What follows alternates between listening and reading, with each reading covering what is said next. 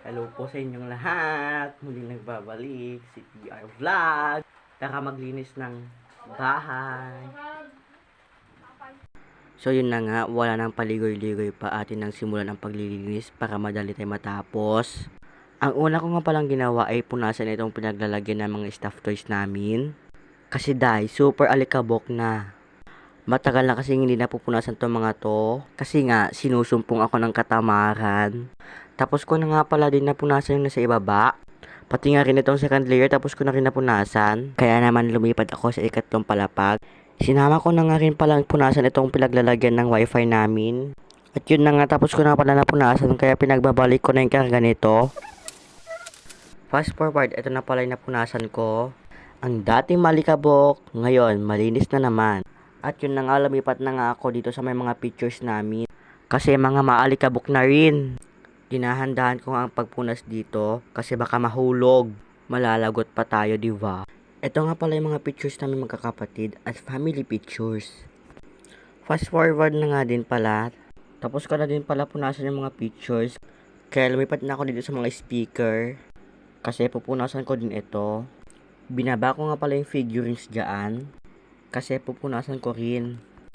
Isa-isa ko nga silang pinunasan. Pinunasan ko sila ng maigi. Kasi dahil puti ito, diba ang puti madumihin. Yun na nga, tapos ko na punasan yung mga figurines. Kaya pinunasan ko yung speaker para malinis din. Pansin nyo ba guys, na yung takip ng TV namin at speaker namin. O diba ang ganda, pinagawa lang namin yun sa mananahi dito sa amin. Tapos ko na din pala napunasan yung speaker namin kaya pinagbabalik ko na yung mga figurines namin.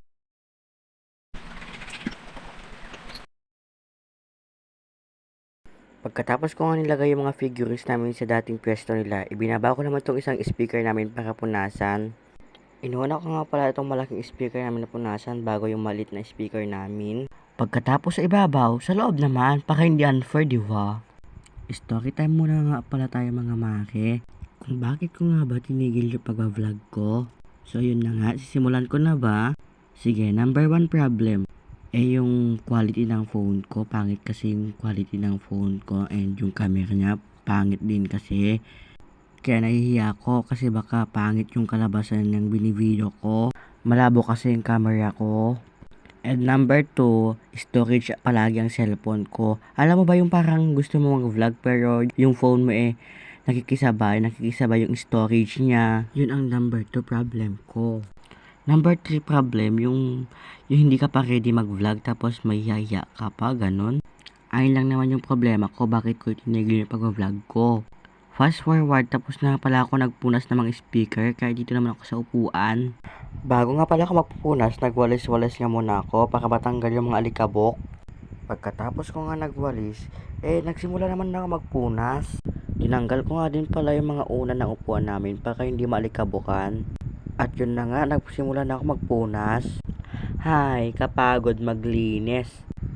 Pero ayos lang yan, dapat nga malinis ang bahay natin para makaiwas na rin tayo sa sakit.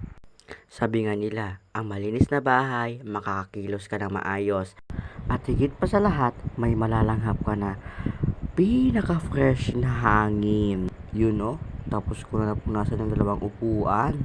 Yehey! Malapit na tayo matapos sa paglilinis. At yun na nga, yung 2 upuan tapos na. Pero itong 2 upuan hindi pa. Ayun, konting tiyaga na lang. Matatapos din tayo sa paglilinis. Bago ko nga sisimulan ang pagpupunas, tinanggal ko muna isa-isa yung mga unan para hindi yan malikabukan kapag nagpunas na ako. Pagkatapos ko nilipat yung mga unan, binuhat ko naman itong upuan para mawalisan naman yung likod niya kasi madami ng alikabok. Pati nga rin pala ito isang upuan, binuhat ko na rin para mawalisan na rin siya. Ayan, nagsimula na ako magwalis. Ayan, pagkatapos ko muna nagwalis, nagpunas na ako agad. Para matapos na ang gawain. Pati nga rin pala ito mga upuan, marami na alikabok kasi nga matagal nang hindi nalilinisan ito. Patapos na nga tayo magpunas dyan. Fast forward na nga po, ito na nga po yung resulta ng linisan ko. Kita nyo gabi naman na yung pinag-video ko kasi nalobat na po kasi yung cellphone ko kanina.